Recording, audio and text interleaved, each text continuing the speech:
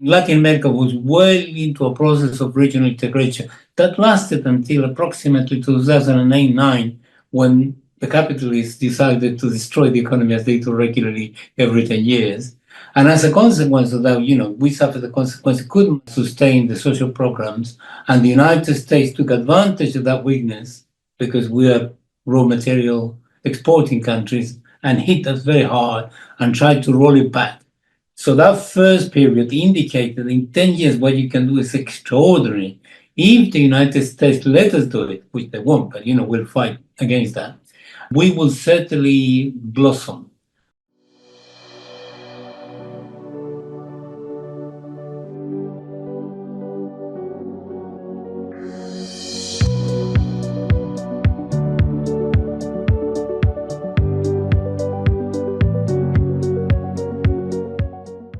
Hello and welcome to the Global Majority for Peace podcast. My name is Fiona Edwards and my co-host is Ileana Chan. Every week on this podcast, we discuss with special guests from across the world our mission of building a global movement to promote peace and challenge the US escalating war drive against China, Russia, and countries in the global south. As usual, we're going to be posting the first 30 minutes of this on YouTube, and the full episode is going to be available for people who are members of our Patreon, which you can either sign up to for free or give a regular donation to. So yeah, please do consider becoming a member of Patreon today, because that will help us sustain what we're doing. And of course, as a podcast, you can also find us on audio platforms like Spotify and Amazon Music. Hi, we are so excited today that our guest on Global Majority for Peace is Dr. Francisco Dominguez. Dr. Francisco Dominguez is a former head of the research group on Latin America at Middlesex University. He is National Secretary of the Venezuela Solidarity Campaign in the UK and also a member of the executive committees of the Nicaragua Solidarity Campaign AG and the Cuba Solidarity Campaign in the UK. Dominguez came to Britain in 1979 as a political refugee from Chile's Pinochet. Ever since, he has been active on Latin American issues, about which he has written and published extensively, including on the opposition to neoliberalism and on the relations between China and Latin America. He is co-author of Right-Wing Politics in the New Latin America. Welcome, Francisco. Thank you for having me on. Well, it's brilliant to have you on. And just to start, really, I think Ileana's given a bit of a hint to this actually in the introduction just there, but we like to always begin our interviews on a personal note. So Francisco, could you start with telling us about the origin of your politicization? Was there a particular incident that led you to your current worldview? I was in the 1960s as a secondary school kid in Chile, and we were hit by a wave of radicalization that engulfed the whole Latin America because of the Cuban Revolution. The revolution took place in 1959 in Cuba, and we're all very much inspired by all of that. And I remember the level of political activity among kids of 13, 14, 15, 16, and so on was extraordinary. And in Chile itself, we had the influence of political thinkers on the left, such as Violeta Parra in the 50s, which influenced a whole generation. Then we have the politics and poetry of Pablo Neruda, one of the greatest poets in Latin America, certainly in the world. And then we have, the various musical groups, which were extremely radical, such as Quilapayún, Inti Illimani, and then, of course, Victor Jara, who is famous internationally, and so on. So it was so enriching and so fantastic, I remember. But what really determined my view was when I joined the strike of the National Health Service, where I was an employee.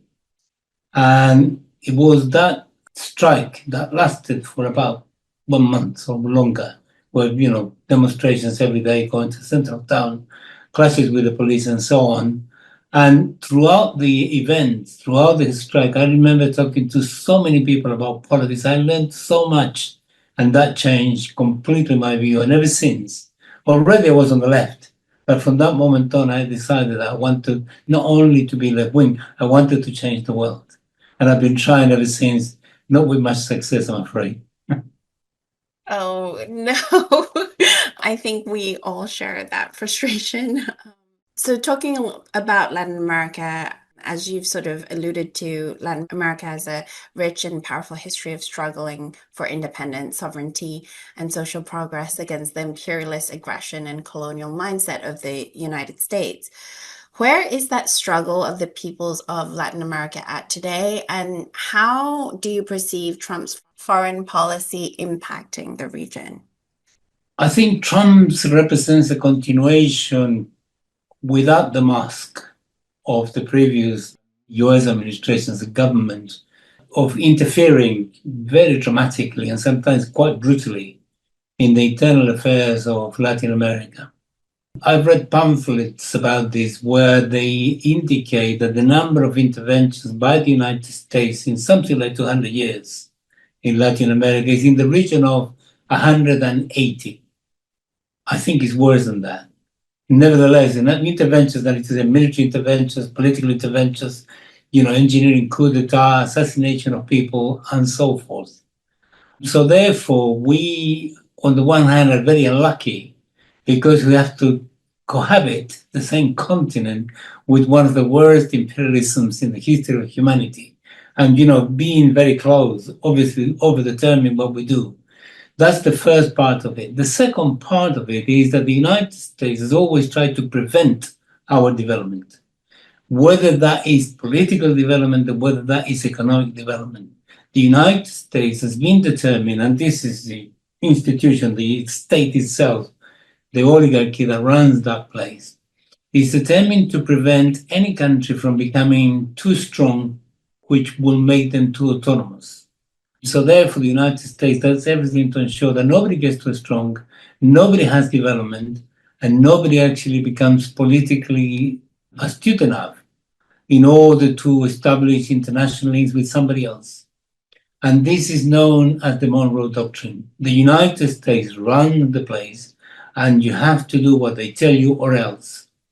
So that has been the situation. Now, the United States, because it implemented neoliberal policies from 1973 onwards. In fact, the first country that suffered the imposition of neoliberalism was Chile in 1973.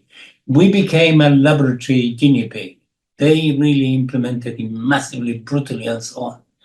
Just to give you a sense of what they did, between 1973 and 1990, when 1998, 1999, when countries began trying to be more independent, the level of poverty reached 48% of the whole continent, which is, extraordinarily high, really, really high. And this was regionally very unevenly distributed. So you have places which were more developed, such as Argentina, where during the neoliberal period, poverty will reach levels such as 35, 40%. But you have countries such as Honduras, or Central America, where the level of poverty reached 77, 82%, 83%. So that was, this was reality.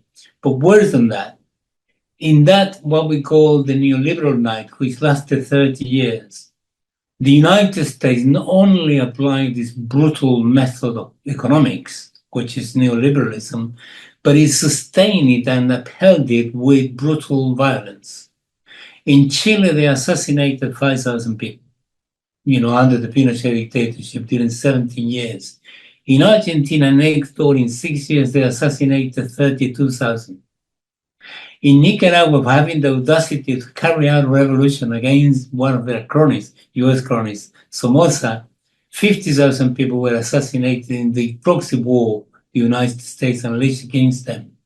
In Peru, for the same reason, 60,000 people were assassinated. In El Salvador, 80,000. In Guatemala, 120,000. Just to give you an idea of what we were actually contending with. So inevitably, given that people continue to struggle anyway, regardless of the extremely difficult circumstances and extremely dangerous ones as well, we inevitably develop a social vanguard which is quite extensive. And politics becomes quite radicalized and radical, inevitably, because of that. If you want to defend yourself, you want to defend to be able to live, then there is nothing else you can do but fight back. And that's why Latin America is so developed. And From 1998, when Chavez was elected in 1998, it created, well, conditions already existed for a wave of left-wing governments. I won't go into every single one of them because of time, but the whole continent was really extraordinarily developed in terms of left-wing governments that actually nationalized things, that, asserted their national sovereignty, told the United States no, stood up to them, improved the quality of life for people and so on. Just to give you one index of how this manifests itself, this positive thing. In something like a decade, we're talking about 2002, 2003, all the way to something like 2013, 2014, the rate of poverty fell from 44% to 26%. That is to say, something like 100 million people were taken out of poverty. Places where indigenous populations had been completely excluded were recognized, were given, restored their dignity, such as in Bolivia. I remember being in Bolivia, watching television, under the Evo Morales government, and then something was wrong in what I wasn't watching, I was sort of on the side of me, by the corner of the eye. I was aware of this television set. And what I noticed was that actually it was not in Spanish. It was in indigenous language. And when I asked why, they told me the reason is we have 37 languages which are official. One of them is Spanish. And when you look at the television set, it had Spanish subtitles. So that gives you an idea. Women were brought into politics. The excluded were brought in. Racism was fought against. Policies were implemented. And Latin America was well into a process of regional integration that lasted until approximately 2008-9, when the capitalists decided to destroy the economy as they do regularly every 10 years. And as a consequence of that, we suffered the consequence, couldn't sustain the social programs, and the United States took advantage of that weakness because we are raw material exporting countries and hit us very hard and tried to roll it back. So that first period indicated in 10 years what you can do is extraordinary. If the United States let us do it, which they won't, but we'll fight against that, we will certainly blossom. And that is the experience. At the moment, that we are trying to repeat the experience of that 10 years. And we're fighting back. We got Brazil back. We got Mexico, which is a novelty. There are several left wing governments, but it's not sufficient. And we need to intensify that spread of good politics and good government in order to ensure that we go back to where we wanted to be. And the United States, because it's weakening so massively, has become extremely nasty and extremely aggressive. Trump is a manifestation of that malaise in the United States. Sorry, I went on too long, but I think I wanted to give you a full picture if I could. No, brilliant as ever, historical context really for this discussion, which I think is really important because we're going to get into a bit of a deep dive into quite specific things. So it's good for people to have that overview so they can work out what's going on. So just on what you just said at the end around, Trump's return to the White House, many people do view this as a sign of the accelerating decline of the US empire. And a really key feature of Trump's international policy has been the US administration's erratic use of tariffs. So what we wanted to discuss with you is how are these tariffs impacting Latin America and also the region's orientation moving forward? Obviously, you've mentioned how, the United States has really sought to dominate the region, but in the last couple of decades, we've seen a real blossoming of economic ties between Latin America and the Asian superpower China. So how did this sort of policy of the United States impact those dynamics? Yeah, I will leave the relationship between Latin America and China to the last part of the conversation, if that's okay, because it especially requires some specific discussion. But Trump and the United States uses sanctions or unilateral coercive measures. This is their favorite tool. The problem has been this: the United States has been declining so badly in the last period. When you look at the figures, possibly it's been declining for 50 years. But now in the last period, it became very intense, very deep. Just to give you a few figures, not too many. The United States GDP is $30 trillion, which is one of the biggest, in nominal terms, economies in the world.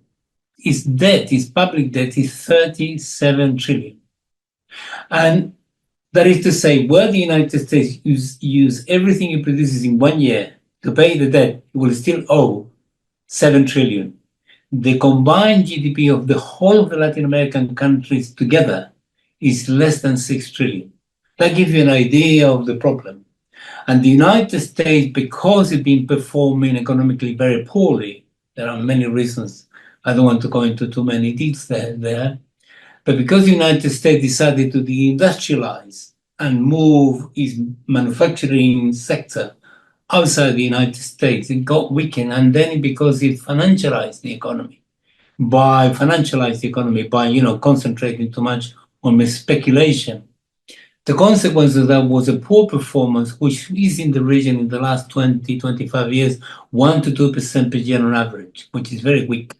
If you compare that with China, just to put that as a footnote, China was in the crucial period of an average of rate of growth of about 10%, 8%, and now is about 4 or 5%. So China is going to grow in the next 10 years at something like 50%. The United States is going to grow by about 10%. So that gives you an idea of where they are. So the United States, therefore, was importing much more than it was exporting. Sometimes from their own companies outside, but that produced trade deficits which were ginormous.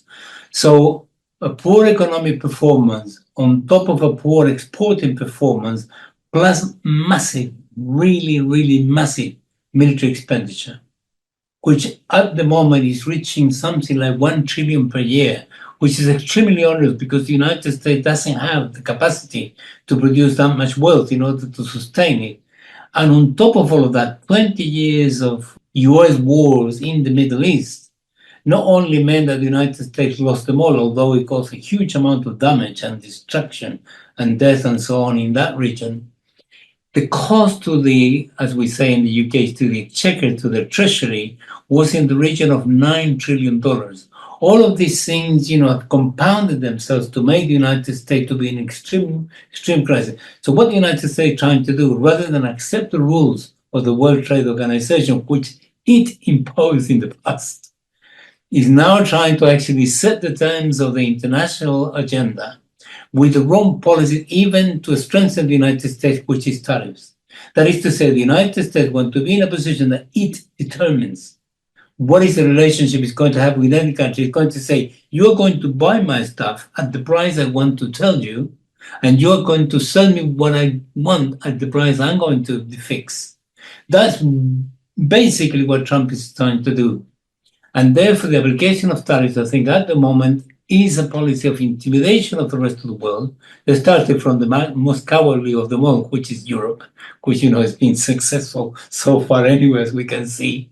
And then it's trying to implement this with everybody. But to their disappointment, I suppose, they haven't been very successful of intimidating too many. Many countries, in my view, if you look at Canada, Brazil, Mexico, and so on, they're saying, okay, we'll stand up to you. But the worst part of it has been the response of China, which has been extremely robust.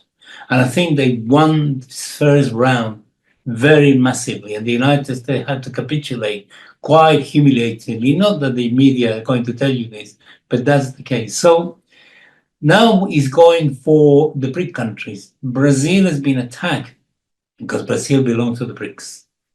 And you can tell the timing of it.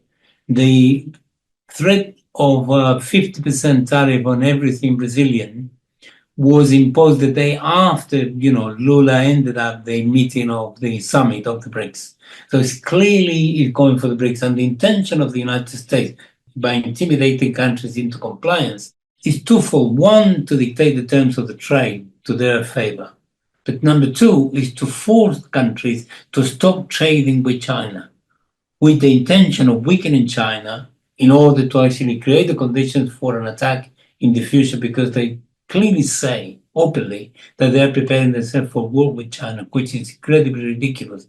However, the United States doesn't have the understanding, certainly Trump doesn't have the understanding how tariffs works. What it means is going to be the United States going to isolate itself economically, and everything the United States is going to import is going to be very expensive for the population of the United States in the context of the bill which they just passed, or a law that just passed, which is a massive assault on the population of the United States. Something like 70 million people in the United States, as a result of that law, which is austerity, are going to lose their medical cover, which is not brilliant in the United States, but to lose it all is gigantic, and so on. So what Trump is doing is accelerating the decline of the United States, even though it's causing a lot of disruption around the world, certainly Latin America, as a target is sort of in a reasonably or relatively weaker position compared to, say, China or other players. Can you expand a little bit more on Brazil? Because two things kind of coming up to me when you were talking about Trump using these tariffs as a way to try to control BRICS countries, but also I don't understand how it would work as sort of like a disincentive to work with China. Could you clarify what the reasoning is for that? Because we know that with Brazil specifically, he's pledged that 50% tariff, as I think you mentioned before. It's due to come into effect on August 1st. And Trump is using this pretext or justification that it's about former far-right President Bolsonaro's trial. Do you actually find that to be credible in any way, that that is the justification for why he's putting that 50% tariffs? Or do you think it is like mainly about BRICS and China? And like I said, explain that a little bit more. But also, can you expand more on also how Brazil is responding to the tax? It's a pity that Trump was not sent to school to learn mathematics, because he doesn't understand one bit, one iota of tariffs. He doesn't.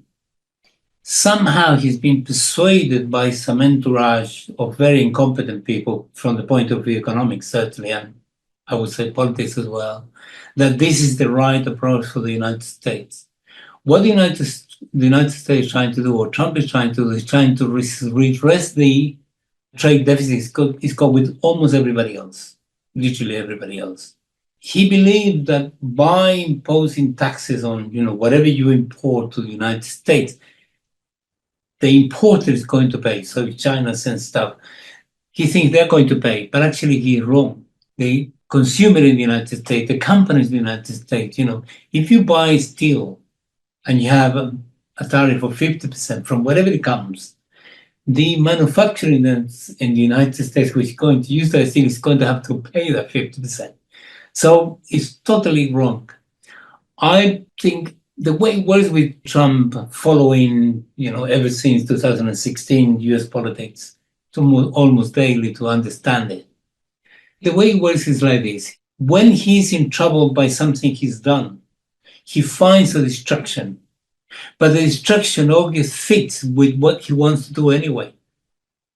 And he presents it in a very outrageous manner. So one good idea, why not, was to say, I want to defend Bolsonaro and I want to apply tariffs to Brazil. So the intention in this particular occasion, apart from the fact that he wants to apply tariff to Brazil, is that he wants to distract people away from the Epstein files. Now, the problem is this, is totally unjustified. The reason is this. If the United States, Trump, were to be justified by applying tariffs to countries with which it has trade deficits, one could say, well, that's the reason. But in the case of Brazil, Brazil had a trade surplus with the United States only back in 2007.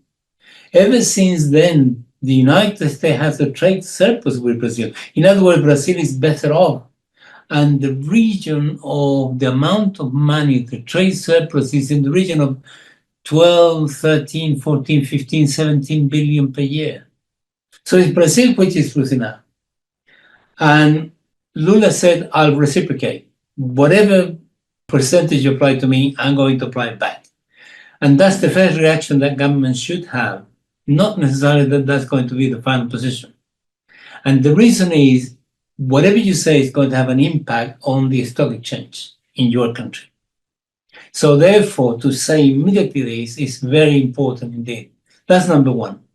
The second thing is that in terms of Bolsonaro, the Brazilians have not given 1 inch In fact, they are intensifying, the investigation and the trial against this crook. He tried to organize a coup d'etat, not 1-3, as far as we know. Then he was part of a conspiracy to actually even assassinate the president, Lula. There is people who have been investigated under detention that declare publicly that actually they had that sort of things in plan. Some of them said, I put in an email sort of as a thought that I wanted to come back to later on. So that's number one. And what the Brazilian government is doing at the time right now is that Mauro Vieira, who is the foreign relations minister, is saying that he wants to start seeking negotiation with the United States, with the US administration, which is the correct thing to do. So the first thing you do is you take a strong position and then you say, let's talk and let's see whether we can come to anything. One thing that Lula made totally clear, which was part of the threat from Trump, was I, Lula, will not allow the United States companies to control our minerals. We will control them, which was clearly part of the deal or part of the threat. Brazil has some rare earths, which are very important, in current technology. So this is not going to happen. And the person in charge of the investigation, who is a judge of the Supreme Court, Alexandre Moraes, he is so determined to ensure that there is justice. And the Supreme Court, that used to be quite right-wing, now is sort of quite interesting. I'm not saying left-wing, but, it's sort of doing justice, which is the right thing to do. Is very determined to ensure that all of these people are tried. And Eduardo Bolsonaro is somebody who may be tried for treason because he's been indicted for negotiating with a foreign power. Guess who that foreign power is? For the foreign power to bring sanctions against his own nation, which in Brazil carries a very heavy penalty. So all of that is going on. And then Foreign Minister of Economics of Brazil, Fernando Haddad, has said that they're preparing the ground to ensure that they protect jobs when and if tariffs hit them. So they're taking all the measures. In other words, they're sending signals to Trump to say, do you want to fight? Okay, we'll have to fight. We don't want to fight, we'll fight. Otherwise, we can negotiate. So in that sense, it's very important. And finally, I think it's quite important to say this. Lula was in trouble because the economy cannot take off because the central bank is fixing the interest rate very high, 10.5%. And the reason is the central bank is autonomous and is run by a Bolsonarista guy. And, the government is desperate to try to sort this one out and it can't. So it's economic sabotage, really. Nevertheless, as a result of Trump's threats, the Bolsonaristas have been weakened because it's against the nation, and Lula's been strengthened. And they just scored a fantastic victory, which I want to finish this item with, which is Brazil, because of the Lula's policies ever since he became president recently, Brazil is not in the hunger map of the Food and Agriculture Organization as it was before. So that's a fantastic one. And they said we're going to deepen this. So I would say this round has been good for Brazil, but there are more rounds to come. Well, keeping on the subject of Brazil, obviously the question of the unity of progressive forces in Latin America has always been really crucial to the region's struggle for independence, away from the grip of US imperialism. In recent times, relations between two really key countries, Venezuela and Brazil, have been under strain in recent years. And a particularly important recent incident would be Brazil's veto against Venezuela joining BRICS. So in July of this year, it was reported, just in terms of new developments, it was reported that Venezuelan officials are reinstating tariffs ranging from 15 to 77% on Brazilian products. So how should we interpret this development? Are we seeing a further deterioration of relations between the two countries? Can you help us unpack the dynamics that are at play here, please, Francisco? Sure. I checked this tariff thing. The reason why there is a veto against Venezuela by Brazil, I think, is got very much to do. This is my own interpretation. In terms of, what I know. I think it's being determined by the electoral coalition that Lula presides, which is very broad. I nearly said extremely. It's very broad. is so broad that it includes people who are not very radical. My sense is that the foreign ministry of Brazil, which is called Itamaraty, which is the place where it is, basically it's a neighborhood, they have a huge amount of autonomy historically, not only with Lula, but historically, always have to determine more or less the foreign policy of Brazil, regardless of the government, which in a sense is a source of strength, but at the same time, not necessarily progressive. Nevertheless, it's been good for the country as a whole, overall, historically. And when it came to this issue of Venezuela and the election, the Itamaraty was in touch with the State Department of the United States. And I think that through that mechanism, the pressure for not recognizing the election in Venezuela last year came from. I think Lula, in order to ensure that he maintains his coalition together, because the danger was Bolsonaro, he did this thing. If you don't recognize the government, you cannot recognize them joining the BRICS because the government you don't recognize. So it's a logical conclusion, even though it's no good. Very soon after all of that, I would say a few weeks, maybe a couple of months, the two countries began to talk to each other. I don't know the details. Of course, they're not going to let us know. And Venezuela sent an ambassador, and he was recognized by Brazil right away, which, is a recognition of the government of Venezuela in a way. And then when there was the inauguration of President Maduro on the 10th of January 2025, Brazil sent a special envoy to participate in the inauguration. And I know because I was there in the inauguration myself as one of the international guests, although a very significant one. So things have been mending between the two of them. When you asked the question of these 77%, I was shocked. I said, Jesus Christ, what is going on? And the Maduro government, from what they say publicly, they investigated this and they said it was a technical mistake. And this technical mistake was as a result that the thing is digitalized. So it's a computer system. And they apply 77% to imports from Roraima, which is, next door to Venezuela. It's a border area of Brazil with Venezuela. And they rectified it immediately. This was announced by both governments, by Brazil and Venezuela. That was a mistake, so they went back to where they were.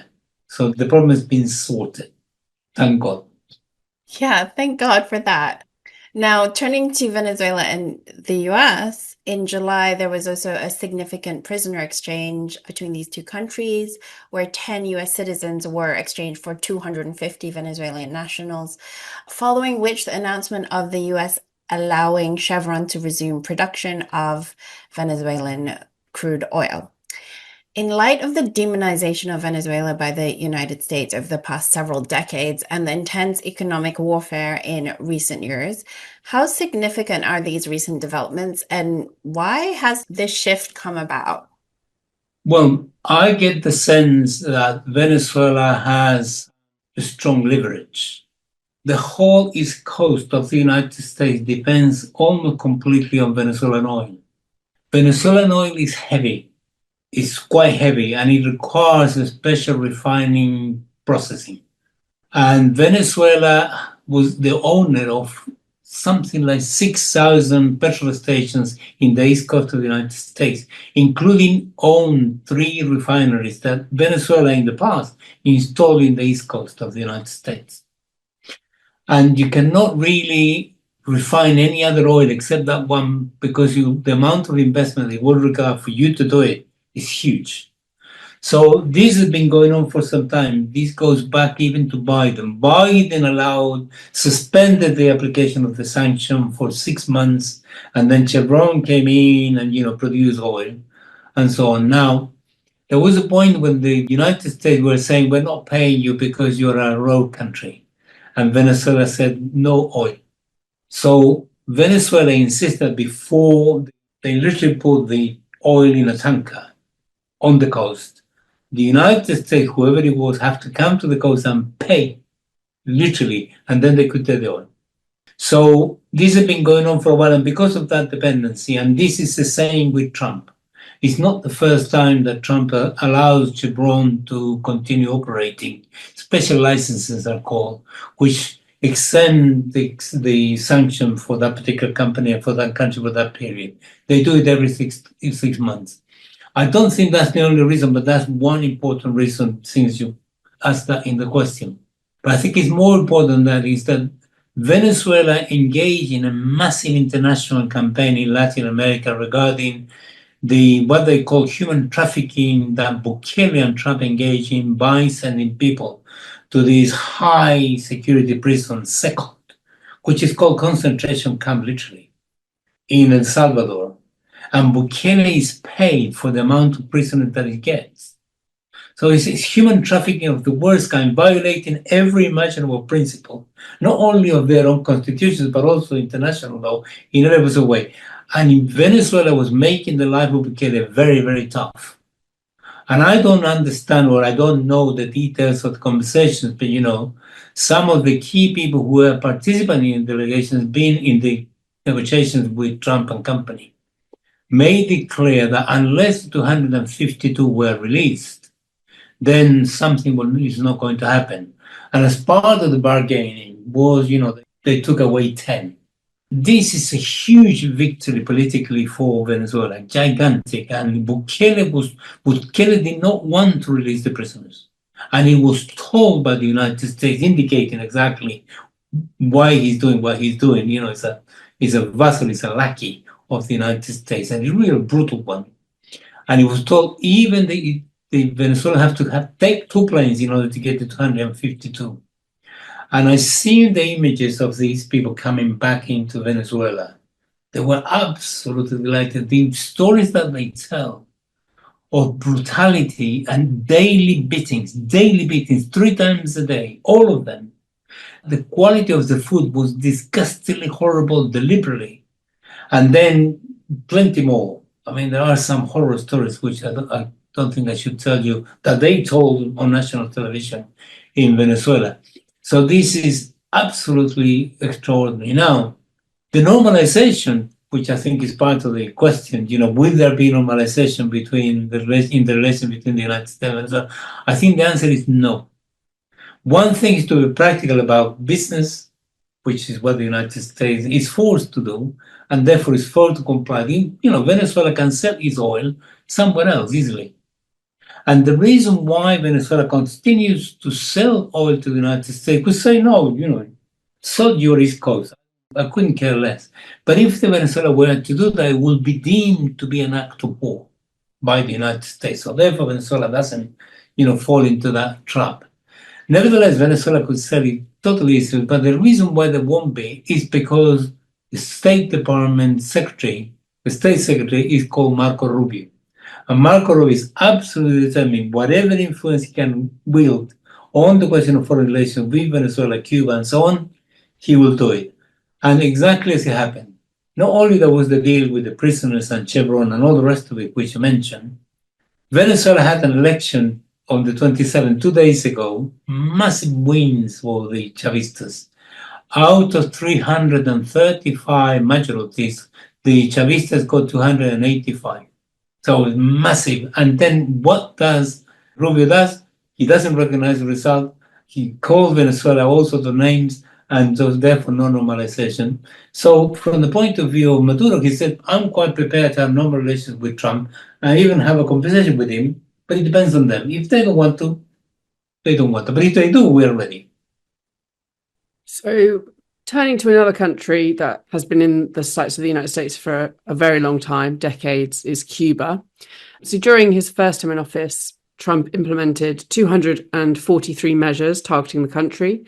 And since his return, he has expanded these measures further and also reinstated Cuba onto the United States list of state sponsors of terrorism, which is obviously completely outrageous. So what are the tangible effects of these actions on Cuba, and what is the strategic utility they serve for the United States' agenda?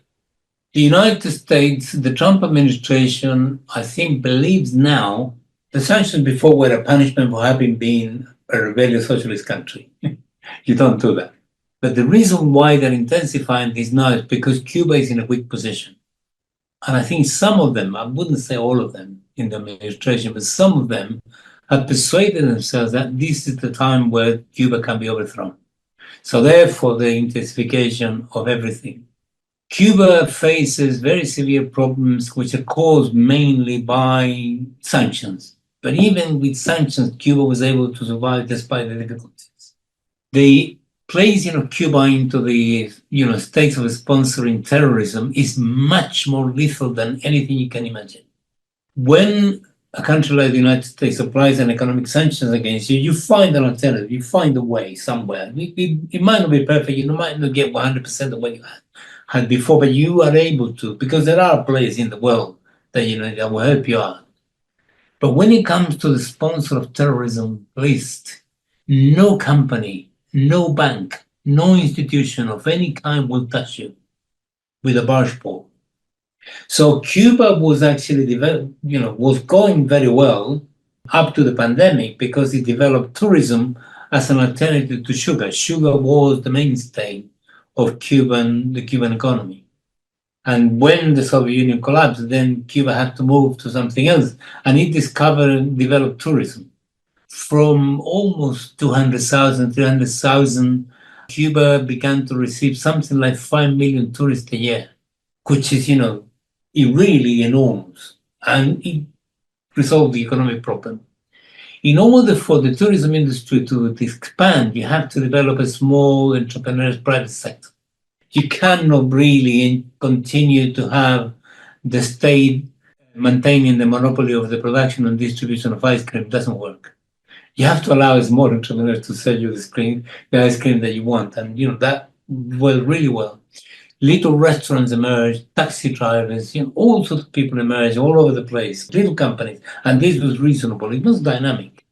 So companies were being courted by Cuba to engage in joint ventures on tourism, particularly Spanish ones. Somalia was one of them, which is very experienced. Spain is one of the most experienced countries on tourism on earth. And it was getting very well until the sponsor of terrorism list. And then things began to get very difficult. So Cuba, in order to continue to operate, is got to have credits from God knows where, which are going to charge them, 3 times, 4 times the interest rate. Anybody who is going to sell whatever Cuba needs to import in terms of spare parts or food or whatever, it will also charge much more because the risk is that the United States discovers you and applies massive sanctions on your company. So that's why it's been so lethal. I think they're persuaded that they can do it. And the way they're trying to do it is by creating the maximum amount of discontent, by starving the population if they can, or asphyxiating the economy as they're trying, in order to produce a social explosion, which will justify them coming in. That is the plan. They had the same plan with Venezuela and it failed. I think it's going to fail as well because Cuba has been able to defend itself quite substantially, very well indeed. Politically, it's very strong. Economically, it's going through a difficult moment. But I think it will recover. How much does the strengthening relationship between Cuba and China, how much can that counter the US very extreme embargo? To give our audience some context about their ties, in 2019, Cuba joined China's BRI, Belt and Road Initiative, which resulted in a lot of infrastructure on many different levels. But this year, particularly, China has plans to modernize Cuba's electrical grid with 55 solar parks to be built by the end of the year. Can you give us your assessment of how important initiatives such as these are in the face of the US's economic embargo on Cuba and successive US administrations' attempts to isolate Cuba on the global stage? So how successful do you think this will be? I think it's got huge potential, but I think it's the potential. And that's the complication. Let me try to unpack it. I think it's fantastic that this has happened. The fact that China has come in with experts and professionals of every kind, particularly in poverty eradication techniques and policies and so on, about which the Chinese are number one, really good. Secondly, Cuba has 2 serious difficulties structurally. It doesn't produce enough food, therefore it's dependent. and vulnerable. And Cuba doesn't have sufficient energy resources to be able to run the place. When Venezuela was in a good state regarding its industry in the past, then, Cuba had all the oil it wanted. But when the sanctions against Venezuela were hit Venezuela, then the oil industry went down quite dramatically from 3.5 million barrels a day to 200,000. It was really bad. So you can imagine it's impossible for them to be able to be generous with Cuba. So Cuba began to suffer the consequences of this. So Cuba is absolutely abundant in sunshine, massive amounts of it. Absolutely no question of it. If Cuba was able to resolve these two questions, whatever other problems it has, that will be done. That will be a done deal. That will be excellent. So China coming in with solar power, about which is really good, excellent, and quite cheap, installed these 55 solar farms, or solar, people call them different things. And they've got a plan to actually install 92 between now and I think next year. And it will continue to expand this as much as possible. This is not as big as people imagine. This is very important as a way of sorting the problem, but it's small regarding the amount of, megawatts that Cuba needs in order to be able to run. That's number one. But number two, I think the potential for Cuba joining BRI is gigantic because Cuba doesn't have to find partners, trading partners, and pay them in dollars. In other words, Cuba doesn't need to actually export to get dollars in order to buy whatever it requires from the world economy from these new partners. It can engage in yuan, it can engage in trade in rupees, it can engage in rubles and so on. So this is not the only possibility. Many countries as part of the BRICS and as part of the BRI, particularly the BRICS, are negotiating and trading with their own currencies. So that's very important indeed that Cuba will find new partners and doesn't have to find this dollar. In other words, the list of state of sponsored terrorism will be weakened in terms of its effectiveness. But number two, the BRI has a huge bank, which is, a bank for credit for social development. And there are different figures, but the amount of resources that it has for social development is in the region of 200 billion. In other words, this is just a running capital as well. So there is much more. So if China is behind backing you, and you have access to credit, plus you have access to the technology, infrastructure works, and so on, that is going to be very beneficial to Cuba. It will take some time. It will not be immediate. I think it will take 2-3 years maybe. But finally, a point of caution. Overall, and this is my perception, I'm sure some Cubans don't agree with me, the Cuban economy is not very productive. And it needs to be more productive because its industrial installations are not modern.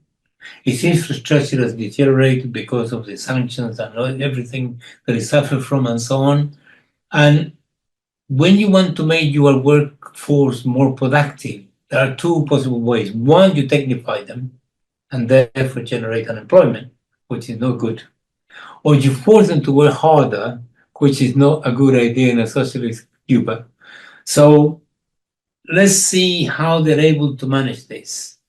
So far, I think the Cubans are beginning to recover, but very slightly. But I think if this relationship that's established with China and the BRICS and the BRI continues the way it is going to be, then Cuba will be out of the dollars very soon. And finally, Venezuela has recovered quite massively. It's going to grow this year by 9%, which with the massive recovery of its oil industry. And Venezuela depends significantly less on its oil than in the past. So therefore, it can be more generous with their oil compared to what they were in the past or were in the recent past because of the difficulty. So there are every possibility for Cuba to improve, but it will be, I prefer it to be slow and steady rather than fast and weak, if you see what I mean. Yeah, it's a very important relationship. Obviously, China's experience of alleviating poverty, well, eliminating poverty and its development is very specific, but there's also lessons really, I think, for the whole global south in terms of development models. So I don't know if you've got any reflections you can share on that in terms of what lessons can be drawn from that experience in Latin America, because I think you've mentioned the left of the early 2000s wasn't necessarily in the best possible place to deal with the financial crisis and the whole consequences of that, and like what lessons are there from that experience, but also from the success of China, which also grew through all of that process as well. And we've seen the relative decline of the United States vis-a-vis China through that period actually specifically. But related to that is obviously the fact that 22 countries in Latin America and the Caribbean have officially joined China's Belt and Road Initiative, including Colombia, which did so earlier this year. So how is this impacting the region? Obviously, we've got China's Belt and Road Initiative engaging with CELAC nations. There was a recent China-CELAC summit in Beijing. And how is this like shaping the global south? So, what are key challenges of this relationship with the BRI and CELAC? And, what do you think the prospects are? But as well as that, kind of the economic ties that there are there, what are the kind of any lessons to be drawn from the success of China's economic model in and of itself as well would be great. I think at the overall macroeconomic level, the key lesson is you can be as radical as you want as a government, but you cannot really suppress the market. You need to ensure that you combine in a sort of, people say dialectical, I don't like it, because we say dialectical, we don't understand something. A sort of harmonious relationship between the two with a very strong intervention in state. Because if you allow the market forces to be unbridled, then it will cause all sorts of havoc. And therefore, you have to have a strong state to be able to intervene. That's the first lesson. China never tried to suppress the market. Well, since the 1978 economic reform, never tried to suppress the market, harness it to very good results. That's number one. The key to this is to obtain not the maximum result in terms of output, but to obtain the optimum. And the optimum must be determined by those who actually apply the policy. So that's another important lesson. From the point of view of the Chinese, the optimum was what combination is going to ensure that the economy grows sufficiently to improve the masses' standard of living all the time in a sustained manner. That's the key lesson. So there you have a sort of full, economic policy. Every country will should find their own combination, as it were. That's number one. But number two, when it comes to the question of poverty, it's quite difficult when countries are underdeveloped. There is a hard floor of extreme poverty. No matter what you do at the macroeconomic level, there's cultural horizons, there's exclusion from society, from the economy, in every sort of way. They're not touched necessarily, but by the poverty eradication measures. Unless you determine through state action to intervene, to go to where they live and find out, discover who they are, identify them, have a statistic and so on. This is what Xi Jinping did in China. And that's another very important lesson. If you're able to lift, the extreme poverty part, in some countries could be 19%. In some other countries it can be 6, 7, 8%. No matter how much you actually improve the standard of living of the rest of them, that lot is going to be there, which is subjected to, participating in crime and everything else. So that's the other important lesson. And if you have a sort of policy that combines those two things, you will be able to do it. And the question is, what state do you have to be able to actually carry that out? Even if you have a socialist state, which would be the best combination, when you have even an interventionist state in a quite traditionally conservative country such as Brazil, you are able to actually do wonders. In 5 years, during Lula first administration, second administration, 30 million people were taken out of poverty. So, just like that in 5 years. So it can be done. I think that's the key lesson. It seems to me that that's part and parcel of the answer to that particular part of the question. The second thing is the relationship between China and Latin America. I've been following this for some time, and it's fascinating. Just to give you an idea, in 2000, the total trade between China and Latin America was $31 million, something that, Elon Musk spent in a day. literally nothing. By 2023, this had gone up to 480 billion. It's went through the roof. Unbelievably excellent, really fantastic.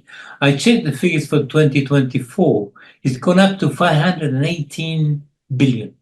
And it will continue to go up, year after year after year. And the reason is China is the main trading partner of most of Latin America.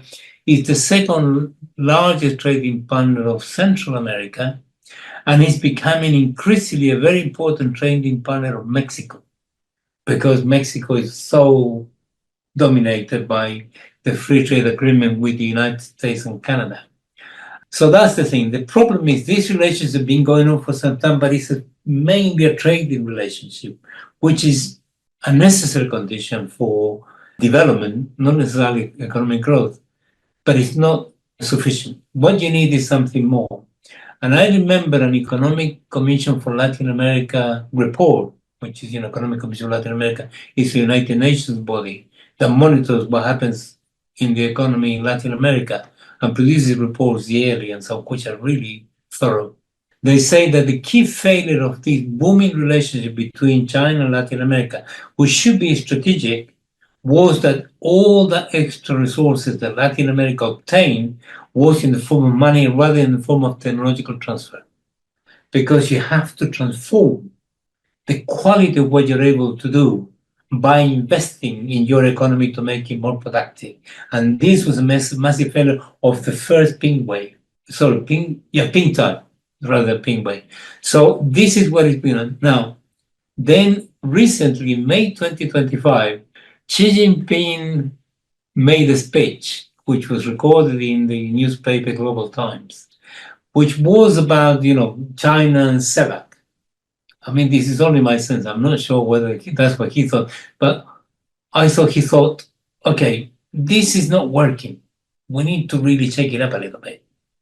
So he identified 5 axes of the relationship between China and Latin America, or China and ECLAC, which was solidarity, development and civilization, peace, people-to-people connectivity, and so on, which involve infrastructure and so on, which will involve the following. He said, we are going to intervene in such a way to help the following way. 3,500 government scholarships for people to go to China and learn things. 10,000 training opportunities in China. 500 international language teaching scholarships. 300 opportunities for training for poverty reduction professionals. 1,000 funded placement for a small project, that is to say, small business. I mean, it's much more than this, but this gives you an idea of sort of the first 2 years of after the, summit of CELAC. So I think it's going, and then China, the proposal goes, China will invite 300 members from political parties from CELAC countries to visit China for exchanges on national governance. China knows governance better than anybody else. So this context can flourish much better now. And the question is whether the relation of forces will continue to move to the left or whether it move to the right.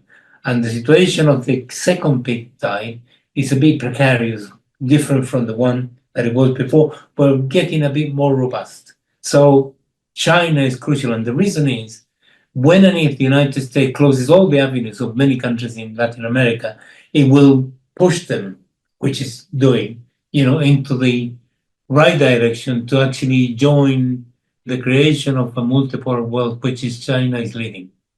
So I'll end up with a positive note.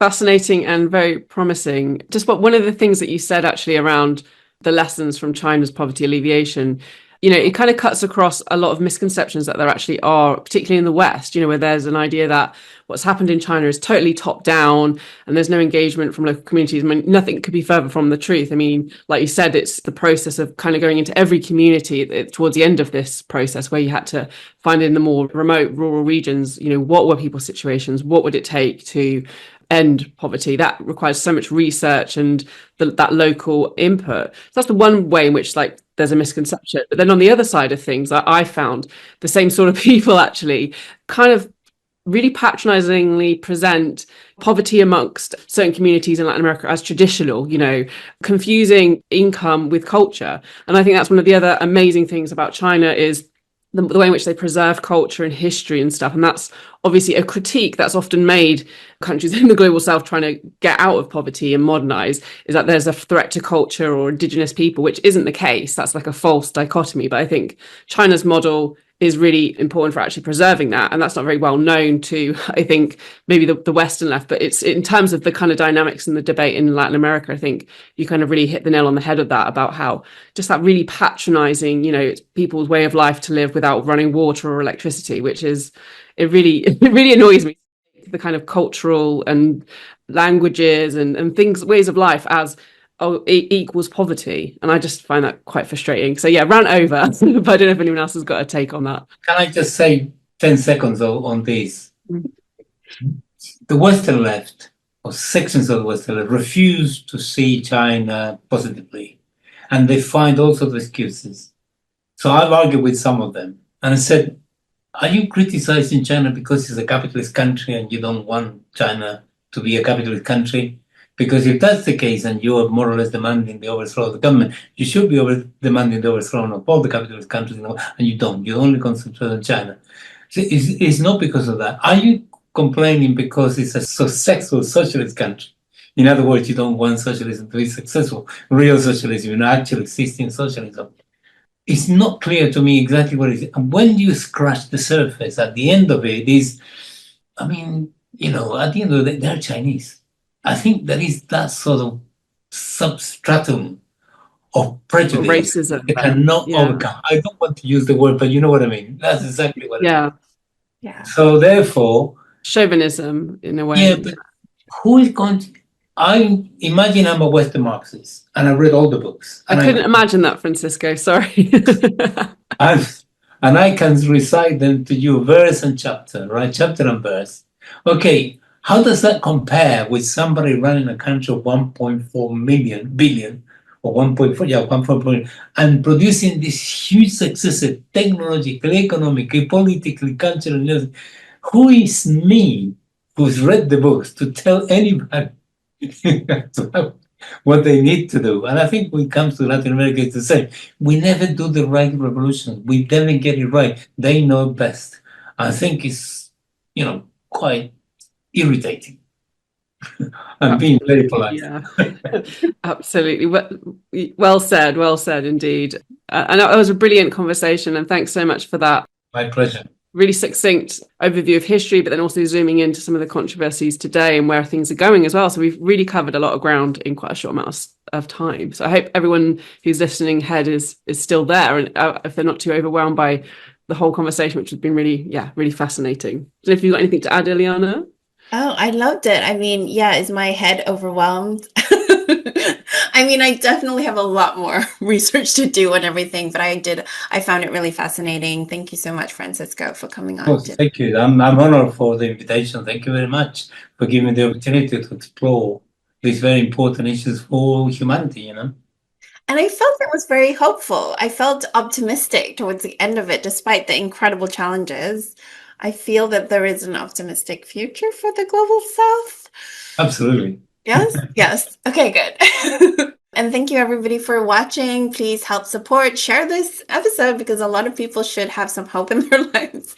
And also, engage, comment, etc. And we'll see you next week. Thank you. Bye. Thank you very much.